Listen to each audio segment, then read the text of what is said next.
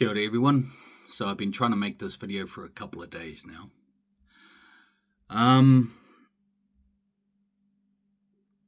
wanted to talk to everyone about, or sort of let you guys know about the journey I've had over the past, 2.5 years, dealing with depression and anxiety, though I think I've had them for a lot longer, and it's only been in the last couple of years where they got to a point where they were quite hard to deal with. So,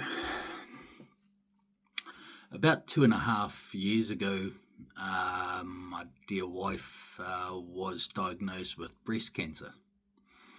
And you'll remember her from the first video with Sarah Johnston Dunn, my wife. So it got to a point not long after she got diagnosed, which was about 2 Christmases ago, where after about 3 weeks to a month of the diagnosis, I started having anxiety attacks that got pretty full on, to be quite honest. My depression had kicked in, and at this stage I wasn't even medicated for either of them, and I never had been. So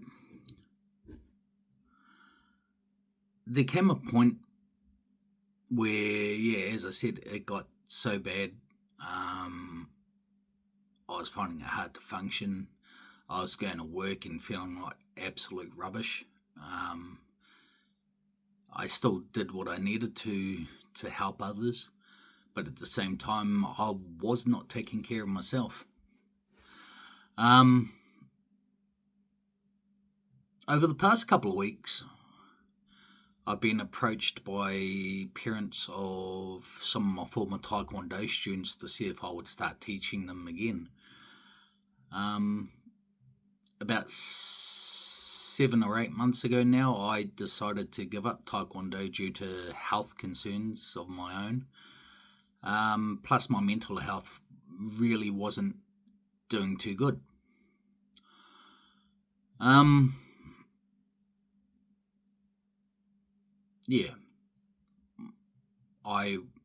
was getting to a point there where I could barely function either at home, at work, and doing the classes was taking a toll on me, trying to be a good example for my students when I was barely keeping it together, to be quite honest.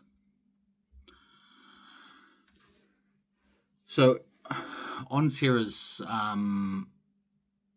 breast cancer treatments, happily, we can say that we're on the other end of things at the moment. She had finished all her treatments last February, so we've been about 1.5 years since her last treatment, chemo, and Thetuzumab, I believe it's called. And she's been doing well. She's quite lethargic though.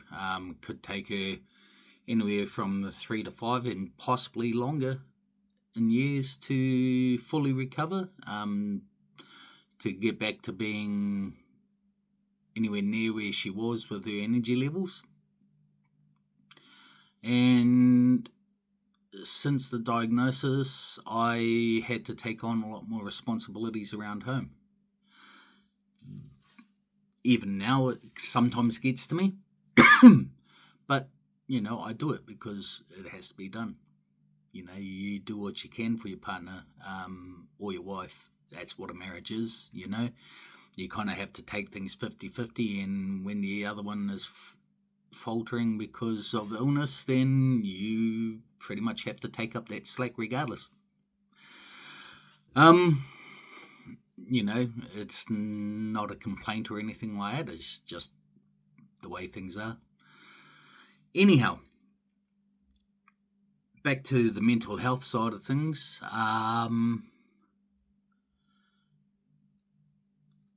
My depression and anxiety stemmed from some of the trauma I went through in my childhood, and it took me a long time to realise where it all came from. When I first started getting hit with it again or suffering from it again, almost 2.5 years ago, I must lovingly say that I had a good supervisor or supervisors and a really good boss who were quite sympathetic to everything and put me through an EAP program. So I was seeing a counsellor, and God bless Heather, man, she was awesome to deal with.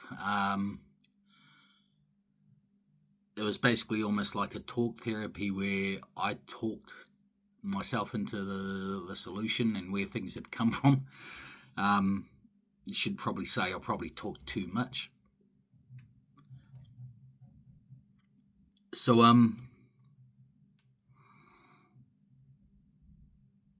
some of my anxiety came out of fear responses. Just because if something went wrong, it'd feel like my heart was jumping out of my freaking chest. And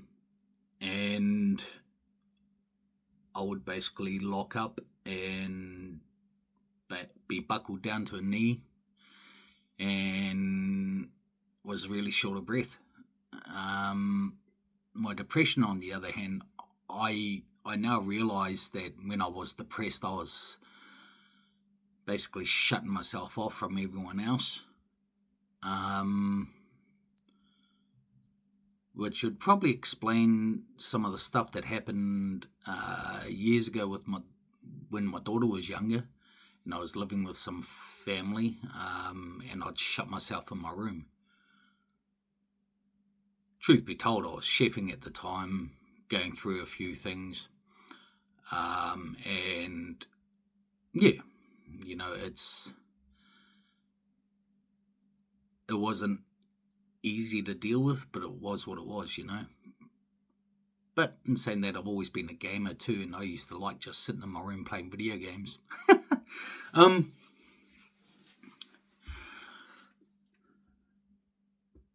The one thing that I've come to realise recently, or even a lot earlier, is how important it has been for me to sort of be more involved with my family. Over the last, 19 years, probably, I've been more focused on work, especially when I was a chef. For 17 years, I was basically, working, going home. That was it. Going off, getting drunk, doing drugs, and sleeping 2 hours a day. I've done that for the better part of the last 28 years. And over the 17 years of being a chef, I was basically sleeping bugger all. Rest is really important for your mental health. It helps you recharge, gets your mind right, in a sense. And, you don't realise how much it actually can boost your mental levels, having a decent night's sleep. Truth be told, I probably sleep about 6 hours a night now, which has become a standard. It's a lot better than the 2 hours a night that I used to get. Unless I was blindingly drunk, then I could probably sleep a full 8 hours. No worries. But I don't drink anymore. I put down the drugs a while ago.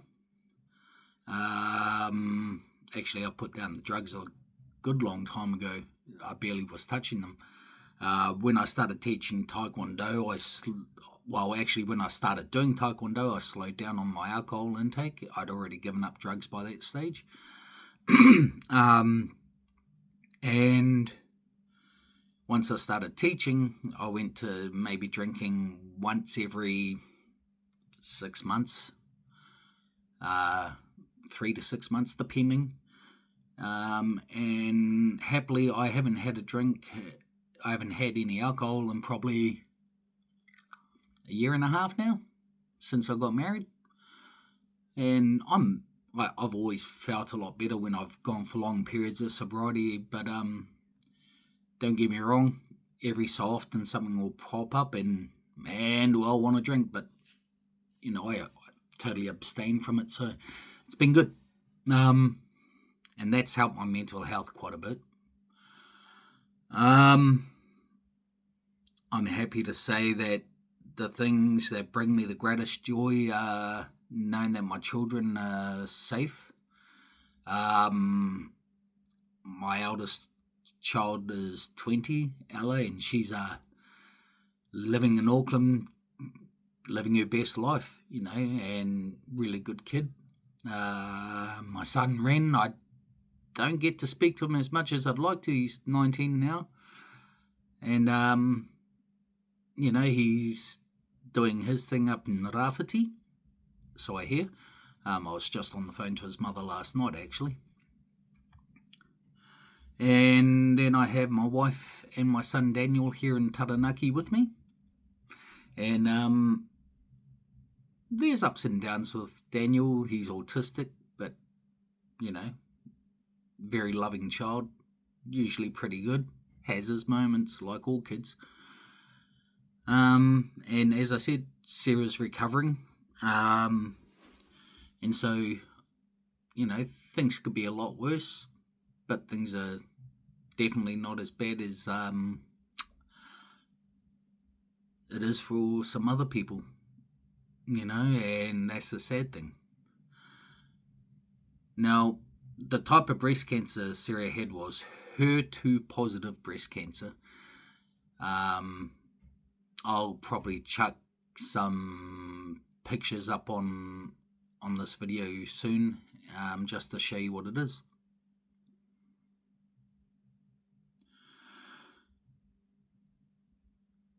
All I am wanting to say, though, is if you are suffering from anxiety or depression, please see your GP. You may get a referral to mental health, or your doctor may do the diagnosis themselves. If you need to see a counsellor, go see a counsellor. Talking helps. If you have really supportive friends and whānau, talk to them. Hopefully they're not going to be overly dismissive. Though for some people, they don't know how to weather that storm of dealing with a friend or family member who is suffering. And there are some really great counsellors here in Taranaki. Brendan Whitmore in New Plymouth, he's a great counsellor, and from all reports, he does some awesome, fantastic work. Tui Ora have a range of people there you might be able to go see. Pinnacle have a contract for Taranaki Primary Connectors, and they have a range of counsellors contracted to them. In the south here, we have South Taranaki Whānau Centre. Nikki and her team are fantastic. I send a lot of people their way through my mahi. Te Arapai Trust, just across the road from the warehouse in Hawera. They've got a few staff there, and another good service. There's also a few other services in and around the area. Pinnacle have a couple of counsellors in Hawera just behind their building. I'm not sure of the prices for those counsellors, but that's where my counsellor is, or my former counsellor is. And as I said, Heather was fantastic, and you have Steph working alongside her. She's a lovely woman too, So, never think that no one is willing to listen to you. There's always someone there. Know you are supported. Know you are loved. And that you know, I used to live by a saying that was you can only wade in the crap for so long until you get to the sweet stuff. Basically, that means, even though things are bad, things could always be worse, but know that they will always get better. Nothing's ever as bad as we think. And there's a lot of good out there. You just got to see it for what it is. Your whānau are there to support you. Your loved ones are there to support you. And even though it may seem like you are alone, again, you are never alone. Never forget it. We love you. And yeah, the people around you are always going to be there to pick you up when you are down. So,